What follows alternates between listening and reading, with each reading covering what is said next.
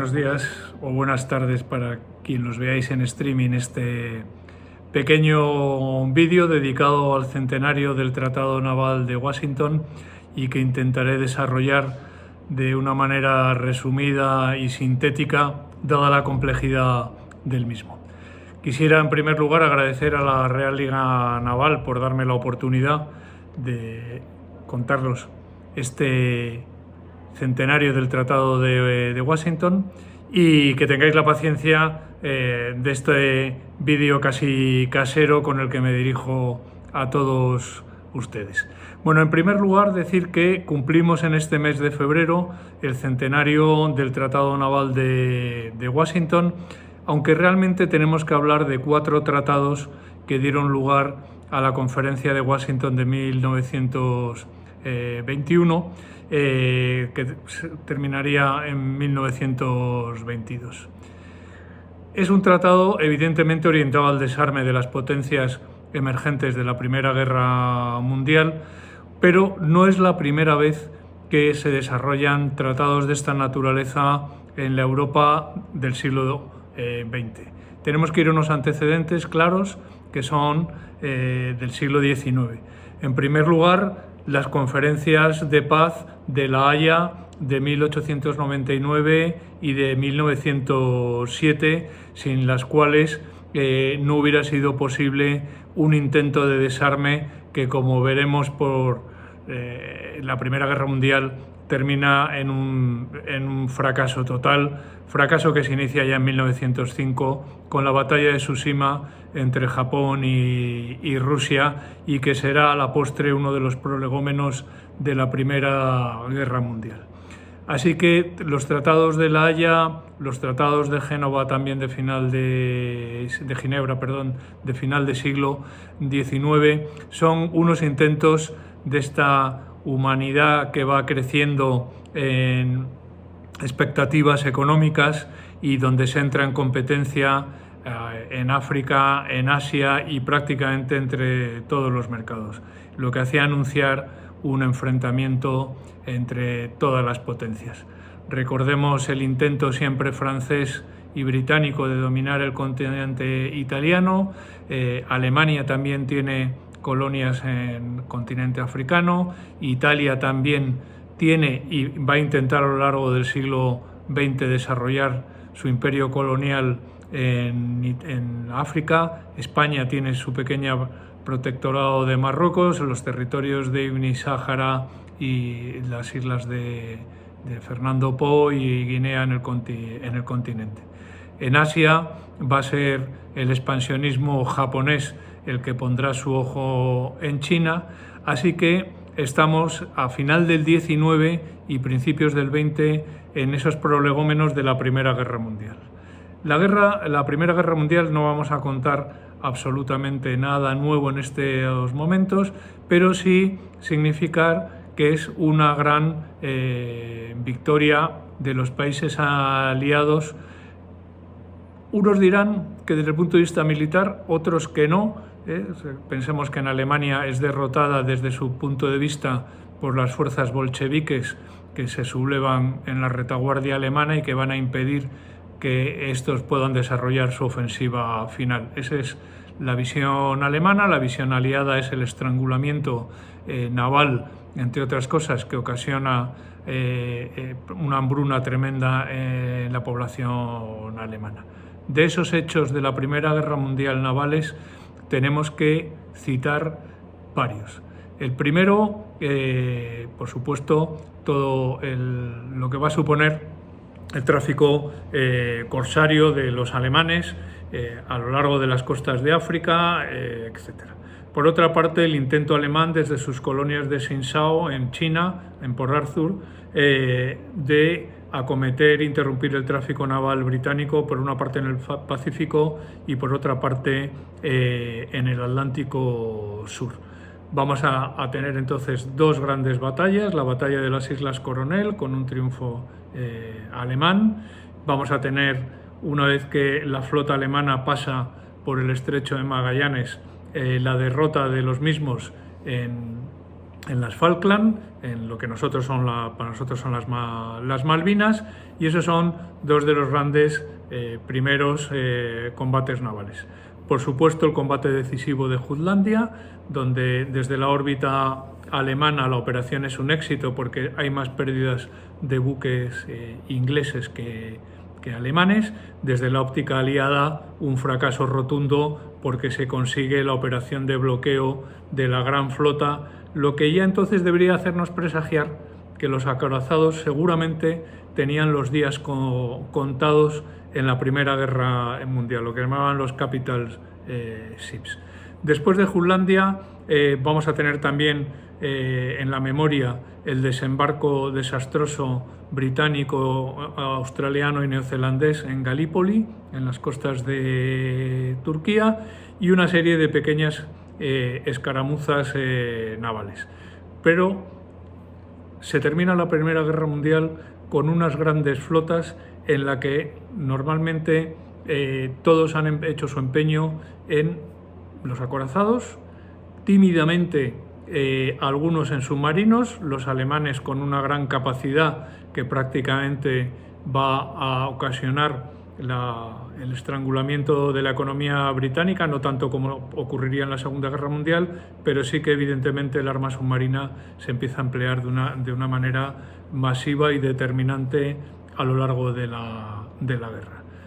Terminamos la Primera Guerra Mundial con dos grandes colapsos: el colapso de Alemania, el colapso de Rusia ante el triunfo de la revolución bolchevique y el colapso, por supuesto, del Imperio Austrohúngaro, del que ahora hablaremos.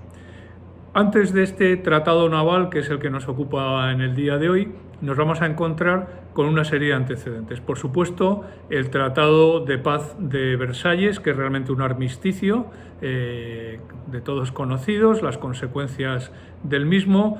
El fundamental, en resumen, sería la tenaza sobre Alemania para que no desarrollara en el futuro ni unas grandes fuerzas armadas, ni por supuesto una flota, y por supuesto cero aviación, como era el deseo francés. De las consecuencias del Tratado de Versalles, yo creo que la historia ya ha escrito todo lo que tenía que escribir, pero que será parte de las consecuencias de la década de los años 20 del siglo pasado, que nos ocuparemos ahora.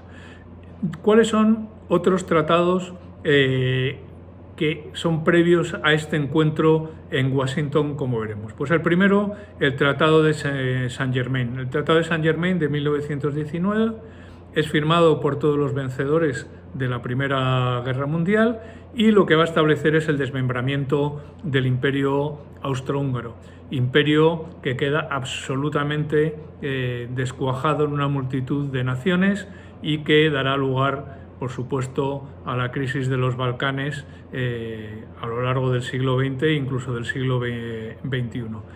Austria, que tenía flota, con salida al mar Adriático, deja de ser una potencia marítima y pierde toda su capacidad, por lo tanto, de influencia, quedándose Italia como la gran potencia naval en el mar Adriático. En este Tratado de Saint-Germain, los alemanes quedan reducidos a una fuerza militar de apenas 30.000 efectivos, aunque en Versalles habían fijado unos 100.000, pero definitivamente Saint-Germain establece en 30.000. Se produce también el pacto de Bryan-Kellogg para la reducción entre los vencedores de las flotas. Pensemos de manera muy importante lo que suponía el final de la Primera Guerra Mundial en países como Reino Unido, con una masa trabajadora muy importante y donde ya no era posible utilizar tantos recursos económicos para construir grandes acorazados y flotas. Bueno, del Tratado de Versalles, sí, una pequeña puntualización también. Se firma el 10 de enero de 1920 por todas las partes signatarias, que son 50, y hay que recordar que Alemania termina de pagar la deuda del Tratado de Versalles el 3 de octubre del 2010. Han estado pagando durante todos estos años con las interrupciones en la Segunda Guerra Mundial, pero como vemos el castigo a Alemania fue determinante. Uno de los grandes antecedentes, por supuesto, de este Tratado de Washington es la creación de la Sociedad de Naciones en 1912, a impulso de Woodrow Wilson, el presidente de los Estados Unidos, que curiosamente va a ser la potencia que luego no se hace miembro de la Sociedad de Naciones, pero que de ahí que es Estados Unidos la que va a promocionar esta gran alianza internacional que lo que busca es, con un buenismo importante, que terminen las guerras, que haya un desarme colectivo, etc. Alemania queda vetada absolutamente para su entrada en la Sociedad de Naciones. Como decía, en esa parte quinta del Tratado de Versalles se fijan 100.000 hombres límite para los alemanes, 4.000 oficiales, se les reduce y anula la artillería pesada, limitación de los submarinos, de la aviación, se suprime el servicio militar obligatorio en Alemania, prohibición absoluta de fabricación de cualquier arma de guerra y se internacionaliza el canal de Kiel. Para que familiarizarnos, es el canal en Dinamarca que permite el acceso de la flota alemana sin tener que rodear la península de Kiel, y se declara canal internacional.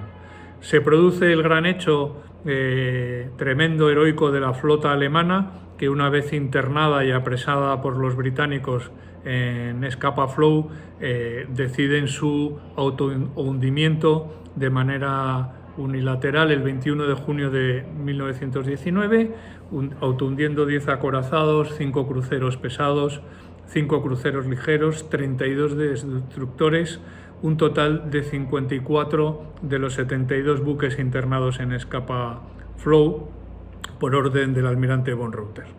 Bueno, además, en el año 1920 se produce el desmembramiento del Imperio ruso. Entramos en la guerra civil entre los rusos blancos y los bolcheviques, y se va a producir, por lo tanto, un colapso de las fronteras nortes de Europa.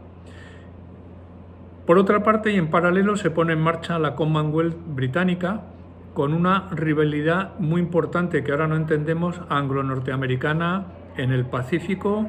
Francia y Holanda van a mantener sus colonias, y con una gran resistencia al nuevo poderío de los Estados Unidos. Continuando con la situación que se da después de la Primera Guerra Mundial, una serie de países obtienen unas ventajas territoriales importantes. Vamos a ver, por ejemplo, cómo Australia obtiene Nueva Guinea y las islas del norte. Japón perderá Siberia por la retirada de las tropas que tiene en ocupación ahí, y las islas Sajalín. Se inicia el expansionismo militar importante de los japoneses, del que hablaremos a continuación. Italia se siente absolutamente insatisfecha por las compensaciones que ha obtenido en la guerra, veremos luego a continuación. Francia va a conservar todas sus posesiones de ultramar, y Francia va a tener una dicotomía de dos enemigos. Un enemigo claro, que va a ser Italia, por su presencia en el Mediterráneo, y un amigo aliado, dependiendo de las circunstancias, que va a ser el Reino Unido. Bien, si nos fijamos en qué es lo que ocurre en el Imperio británico, para que entendamos un poco qué desencadena esta prisa y urgencia por hacer el Tratado Naval de Washington. Empezamos con el Imperio Británico. El Imperio Británico, como sabemos, tiene la parte de Canadá, la parte adyacente Terranova, tiene la India, que hoy comprendería además lo que es, para los más jóvenes, Pakistán, Bangladesh, tiene sus posesiones en África, tiene Singapur y una serie de islas a lo largo del Pacífico. Lo que va a conseguir por este tratado de Versalles y por el final de la Primera Guerra Mundial, es una serie de territorios nuevos. Unos por mandato de la Sociedad de las Naciones, que le encarga su gestión o su tal, pero no su posesión, como van a ser pues esto, Tanganica, el sudeste africano, Palestina, Transjordania, Irak, Nauru o Norfolk en la costa norteamericana. Por su parte, vamos a encontrarnos también que poseen India, el norte de Borneo, Ceilán, las Islas Chagos, Fiji, las Islas Gilbert, Hong Kong, Huaihai, Andamán, Ellis, Malasia, Salomón, Nueva Guinea, Somalia, Kenia, Rodesia, Uganda, Transvaal y Orange, además de Gambia, Sierra Leona, Costa de Oro y Nigeria, con un imperio de 400 millones de habitantes. Imperio desde el punto de vista naval con los pies de barro, porque a diferencia de Japón y de Estados Unidos, que van a tener que atender prácticamente solamente el Pacífico, el Reino Unido va a tener que desplegar sus flotas, como vemos, para defender este vasto imperio. Así que cuando comparemos flotas de la época, tenemos que tener en cuenta que unos están muy concentrados en un solo océano y los otros están muy dispersos, por lo tanto no podemos hablar de fuerzas de igual a igual en sentido clásico.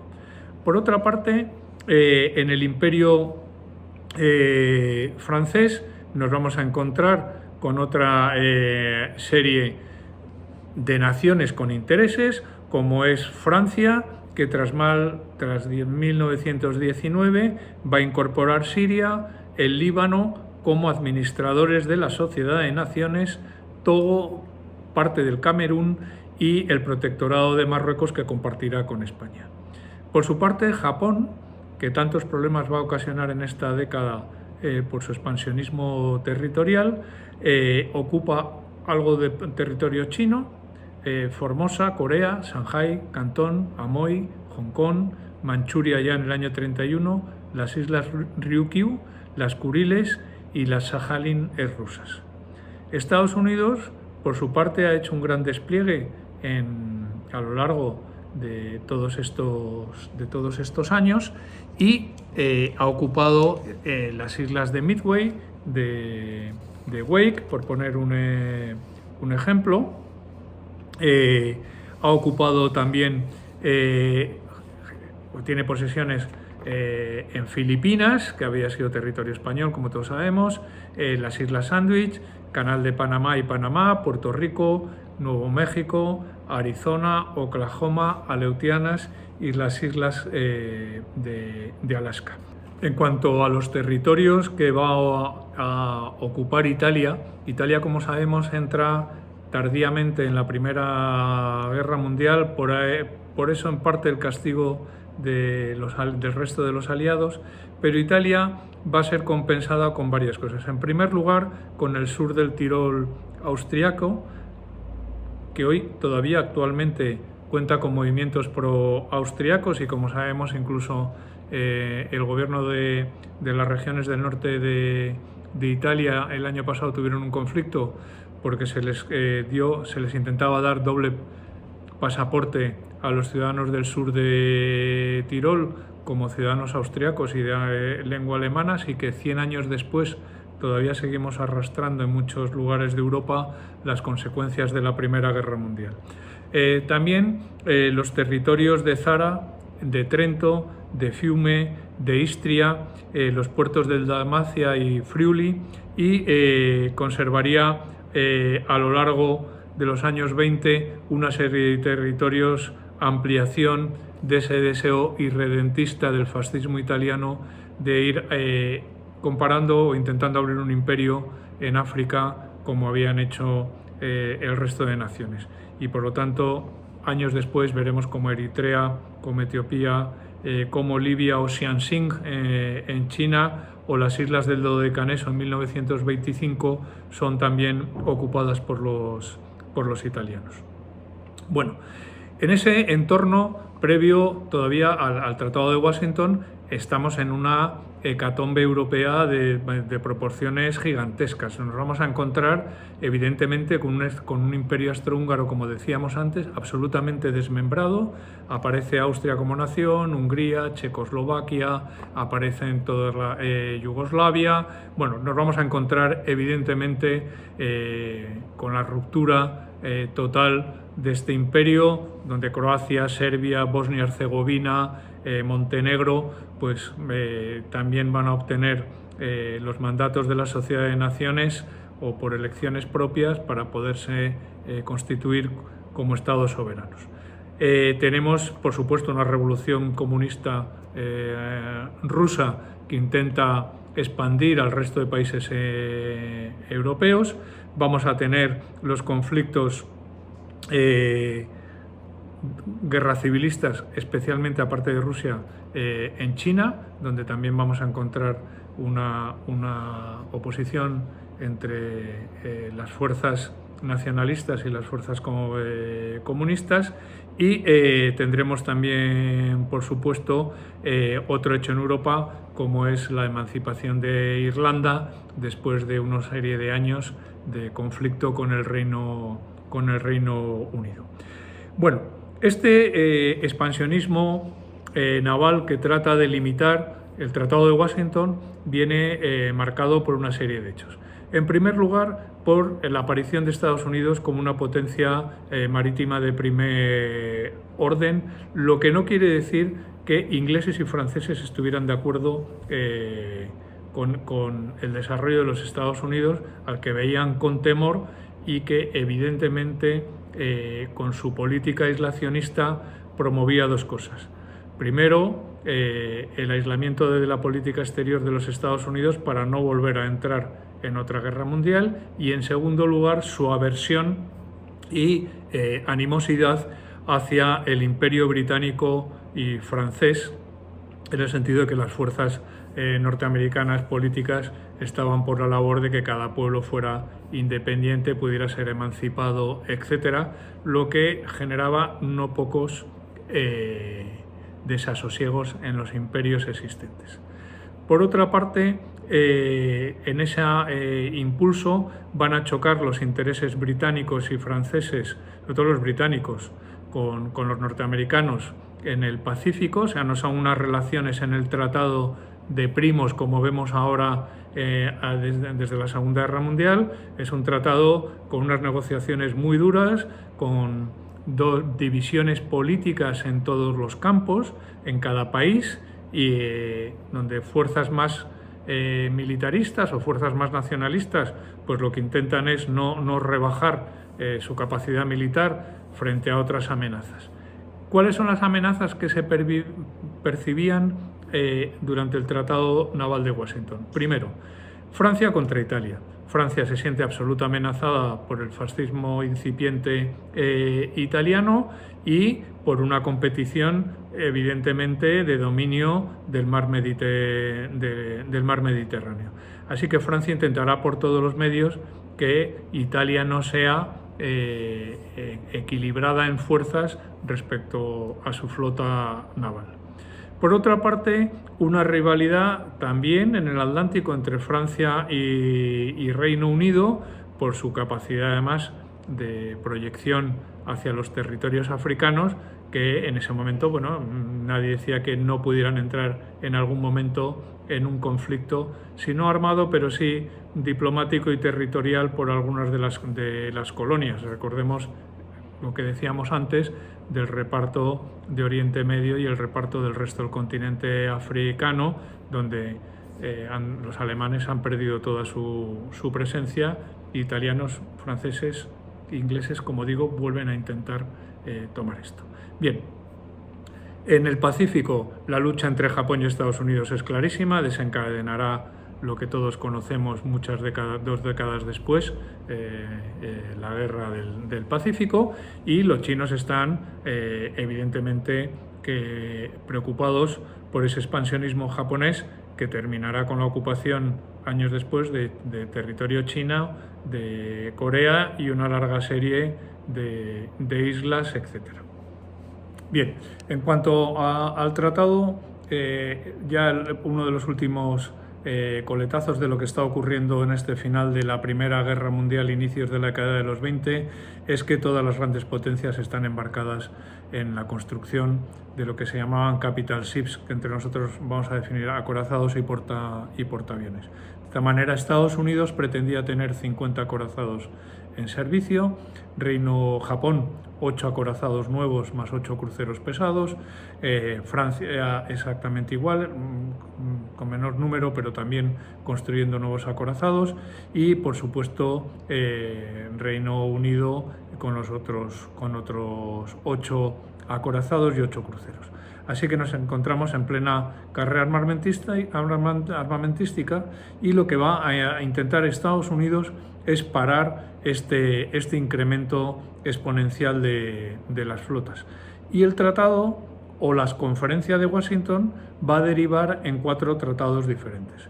El primer tratado es el de los 9, en el que firman países como, aparte de las potencias, Estados Unidos, Francia, Reino Unido, Japón, va a firmar también, por ejemplo, Portugal, China, Bélgica y Holanda. ¿Qué es lo que va a hacer este primer tratado de las 9 potencias? Limitar aun concediendo a China la independencia, limitar que no pudiera poner cortapisas al mercado internacional de las grandes potencias, y por lo tanto obliga a China a una política de puertas abiertas. Por otra parte, vamos a tener el Tratado de los 4, que establecen entre Francia, Reino Unido, Estados Unidos y Japón, que es definitivo y parte importante de esta conferencia de Washington, porque va a prohibir la apertura de nuevas bases navales, va a prohibir la dotación de nueva artillería a las bases existentes, la ocupación de nuevos territorios, etc. También hay un tercer tratado, que es el llamado de Santún, que obliga a Japón a la devolución de Kiaochou y Santún a China, y la repatriación del ejército que todavía mantenía Japón en Siberia tras la Primera Guerra Mundial.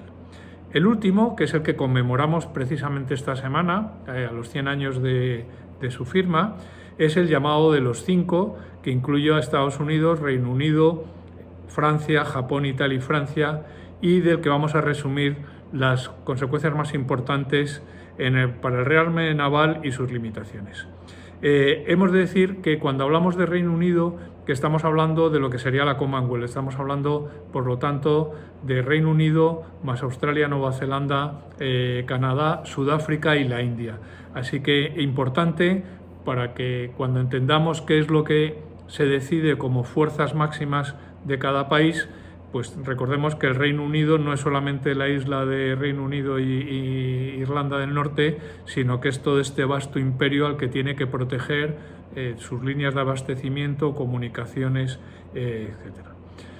Yo, por mi parte, sí que quiero decir que el Tratado de Washington es un tratado de un éxito sin paliativos, es decir, hasta la fecha no se había conseguido en Occidente un acuerdo firmado y con el compromiso de todas las potencias de reducir drásticamente la carrera armamentística. Desgraciadamente duraría 10 años, hasta 1930, cuando se celebre la Conferencia de Londres, porque finalizada la Primera Guerra Mundial, firmado el Tratado Naval, lo que nos vamos a encontrar es con la aparición, por una parte, del expansionismo fascista en el Adriático y en África. Nos vamos a encontrar con el militarismo japonés imbuido de un espíritu que va a llevar a la ocupación de China años después. Rusia está en plena expansión también, con deseos de ocupación de otros territorios. Así que hasta el año 1930 podemos decir que el acuerdo más o menos funcionó bien, se cumplió, todas las potencias intentaron seguir los dictados, aunque veremos que siempre muchos de ellos pues, se extralimitaron, como concretaremos a continuación. Bueno, en primer lugar, el tratado se establece con un preámbulo cuyo objetivo es clarísimo y en 2 líneas: el mantenimiento general de la paz y reducir la carga de la competición de armamentos, carga entendida como el coste social y económico para la recuperación de Europa. El capítulo primero realizaba una serie de provisiones generales sobre armamento, sobre buques, con 20 artículos. Pero es el artículo 3 de este capítulo primero el que especifica que las potencias abandonarán la construcción de nuevos capital ships, a lo que hemos llamado acorazados y portaaviones, exceptuando la sustitución de los que se señalarán en posteriores artículos. Como hemos visto en el acuerdo anterior, en el tratado anterior, no se harían nuevas bases, ni se reforzarían las existentes de ningún modo, ni siquiera se incrementaría la artillería de costa para la defensa de las mismas. El segundo capítulo del tratado está dedicado a la definición de los términos y reglas de ejecución del tratado. Consta de varias partes. La primera define a los capital ships que pueden ser mantenidos por las potencias signatarias. La segunda fijaba las reglas de desguace de los acorazados existentes y que si eran reemplazados por los nuevos podían ser destinados a una serie de funciones. Pero lo primero que había que hacer como opciones era, primero, hundirlos. Segundo, desmontar toda la maquinaria, armamento, torretas, sistemas de control de fuego, munición, explosivos, minas, torpedos, cabezas de torpedos, tubos, instalaciones de telegrafía, plataformas para lanzamiento de aviones, corazas y otros. Igualmente podían ser convertidos en objetivos para maniobras o similares, pero nunca para el uso de guerra. Para Francia e Italia se les permitía conservar 2 buques para entrenamiento hasta 1931. La tercera parte de este segundo capítulo fijaba cómo iban a ser reemplazados estos buques y se dividía en 2 secciones. La primera dedicada a las reglas de reemplazo, con las normas de comunicación que tenía que establecer cada potencia con el resto de las potencias signatarias del acuerdo, y la segunda se dedicaba a detallar los buques que se podían reemplazar o desguazar con un listado pormenorizado de cada una de las flotas. Por su parte, la última, que es la cuarta de este capítulo segundo, va a definir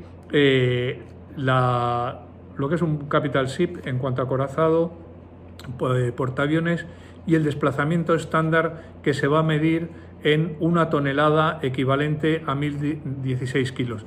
Digo esto porque no todo el mundo se ponía de acuerdo en la conversión de las libras británicas con los kilos europeos. Evidentemente todo el mundo lo que intenta es arañar un poquito de kilos a su favor, ¿no?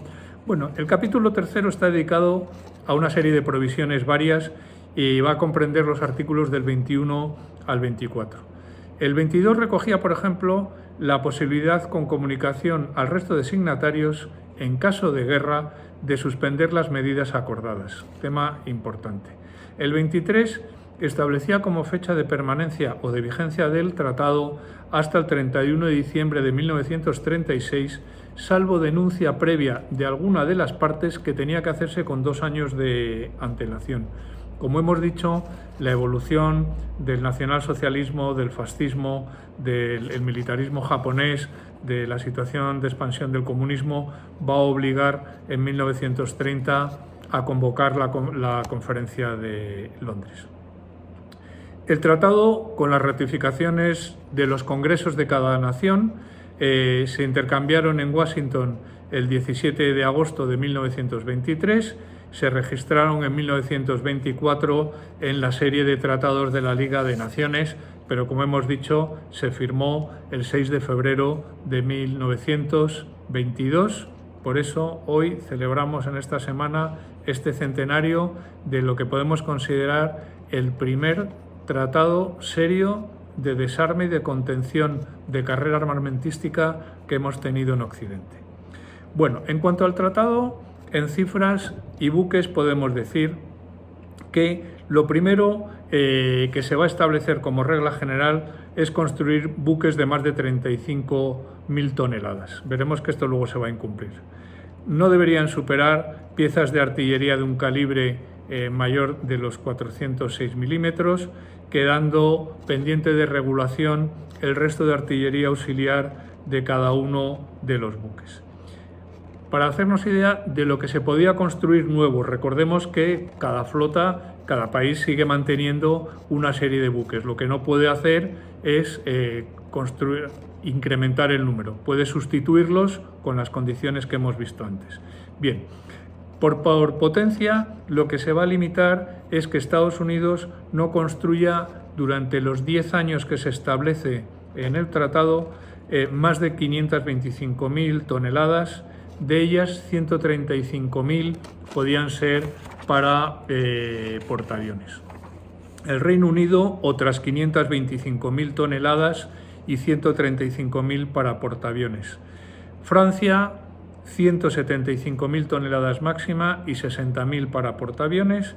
Italia, otras 175.000 toneladas y 60.000 para portaaviones. Y Japón, 315.000 toneladas de nuevos buques y 81.000 para portaaviones. Así que las dos naciones que van a quedar un poco más desiguales van a ser Francia e Italia frente a las anteriores. Pero teniendo en cuenta, vuelvo a repetir, que Reino Unido está desplegado en todo el globo, por lo tanto no es comparativo la fuerza japonesa con la fuerza o la norteamericana con la británica, que están mucho más concentradas. Bien, para los acorazados se decidió que se desmantelaría para los anteriores la protección antisubmarina de los existentes, dejándolos, como hemos dicho, muchos de ellos para buques de prácticas, blancos navales, etc. Lo que sí se permitió es que esos buques algunos se transformaran en portaaviones, como veremos que se hizo luego en Estados Unidos, Reino Unido y Japón. Así que el número de buques concretos respecto a esta masa de toneladas general va a quedar de la siguiente forma. Estados Unidos, 5 acorazados. Reino Unido, 5, 3 para Japón, e Italia y Francia, 1,67 en un esquema de 5 más 5 más 3 para todos los aliados. A Japón y a Reino Unido, en esta ya coletillas del convenio o del tratado, se le permite mantener 2 acorazados adicionales si no son para propósitos de combate. En cuanto a los portaaviones, nos vamos a encontrar una situación distinta en el tratado, con posturas diferentes de las potencias. La primera es que Estados Unidos mantiene 2, el Saratoga y el Lexington, en base a cascos de cruceros de batalla, pero se les limitaba el desplazamiento a 27.000 toneladas. Esto fue incumplido tanto por Estados Unidos y por Japón, porque en los 2 primeros, el Saratoga y el Lexington, una vez armados, llegaban a las 36.000 toneladas. Los británicos tendrían 3 portaaviones, Japón mantendría el Hoso, el Akagi y el Kaga, que superaban los últimos, las 35.000 toneladas, incumpliendo lo pactado en el tratado. Aunque esto es discutible, cuando se hace el tratado se habla de un buque con desplazamiento neto, esto incluye el armamento, la munición, los buques, las aeronaves, etc. Estas interpretaciones dieron lugar a que pasáramos de las 27.000 toneladas a estas 30 y tantas mil de los países pactados. Y como curiosidad, Francia e Italia no construyen ningún nuevo portaaviones. Los franceses mantienen el Bern, que es un pequeño portaaviones. A este respecto, decir que fue más visionaria la Armada Española, que aunque con un Dédalo como portahidros, decidió que de cara a futuro la Fuerza Aérea Embarcada tenía futuro. Veamos que Francia e Italia no lo tuvieron tan claro. Los 2 grandes agujeros también del tratado van a ser el número de destructores, que no queda limitado bajo ningún aspecto en el tratado, pudiendo poder construir los que estimara cada una de las potencias. Mayor enfrentamiento va a haber con los submarinos, donde no se llega a una limitación ni a ningún tipo de acuerdo, porque Francia y Reino Unido van a tener dos visiones muy distintas, tanto del empleo del arma submarina como la consideración del buque en sí mismo. Bien, por lo tanto, hemos visto que se limita mucho la construcción de acorazados, de portaaviones, incluso de cruceros pesados que dan lugar a la serie que quería citar especialmente de cruceros de 10.000 toneladas, porque España, aunque no era signataria del tratado, sí se autoobligó a construir el Canarias y el Baleares con esta limitación de tonelaje de 10.000 toneladas y con la imposición también del tratado de que los cruceros de 10.000 toneladas no podían llevar artillería superior a los 203 milímetros. Veremos que los italianos y alemanes violarían las condiciones del tratado, los italianos porque construyeron cruceros de más de 11.000 toneladas y los alemanes porque se embarcarían a final de la década en la construcción de los denominados acorazados de bolsillo. Bueno, lo que tenemos que dejar claro es que se declaraban una especie de vacaciones hasta el año 1927 en el que se podían ir terminando de construir los nuevos buques, pero hay que decir que todos, como vimos, van a ser bastante respetuosos con el tratado, no embarcándose en una carrera desenfrenada de votación de nuevos navíos. Por último, vamos a decir que en Japón van a ser las corrientes militaristas las que trastocarán con toda la política de acuerdos y de convenios, primero saliéndose unos años después de la Sociedad de Naciones y segundo incumpliendo claramente el espíritu del tratado. Tenemos que decir, y vuelvo a insistir como al principio y para ir terminando, que todas las potencias europeas viven en un mirarse unos a otros con gran preocupación, porque todos tienen intereses fuera del continente europeo y vemos esas rivalidades entre Inglaterra, Francia e Italia y sobre todo, y creo como conclusión clarísima, el horror francés a un rearme alemán. Hemos estado hablando de todos estos nuevos países y sus buques, etcétera, pero lo que tienen todos claro es que Alemania no puede desarrollar bajo ningún concepto ningún tipo de capacidad militar y naval. Bueno, por ir, como decía, terminando, yo creo que el éxito político y diplomático es primero la firma del propio tratado, que se hace en un tiempo récord para los estándares que vemos internacionales. Pensemos que no vamos a encontrar un tratado de estas características hasta los tratados de no proliferación y desarme de Gorbachev y Reagan. Habría muchas conversaciones, los SALT, los tratados de no proliferación a los largos años 60, pero un compromiso de estas características va a tardar, como vemos, casi 70 años en volverse a producir pese a las violaciones que había. Por otra parte, la unanimidad dentro de todos los países signatarios de estas 5 potencias que hemos visto, que con un enfrentamiento político dramático, es decir, vamos a encontrarnos posturas absolutamente encontradas, van a ser capaces en sus congresos un año después de firmar y hacerse signatarios de los tratados firmados por sus gobiernos. Bien, Japón en estas fuerzas, por ejemplo, que se van a conservar, va a conservar 10 acorazados, entre 27.000 y 33.000 toneladas hasta un tope de 301.000. Italia va a poder conservar 10 de 12.600 toneladas y 22.700, sumando 182.800 toneladas. Francia conserva otros 10 acorazados entre 18.900 toneladas y 23.500, con un total de 211.000 170 toneladas. El Imperio Británico retiene 19, entre los que hay el 41 de 41.200 toneladas como el Hood y los de 27.000 y 23.000 toneladas, hasta un total de 580.450 toneladas. Es el país que más tonelaje conserva, porque el que le sigue es Estados Unidos, que mantendrá 18 acorazados entre 20 a 32.000 toneladas y un total de 650.000 toneladas. Así que, como vemos, en resumen, el tratado lo que va es a limitar la construcción de nuevos buques.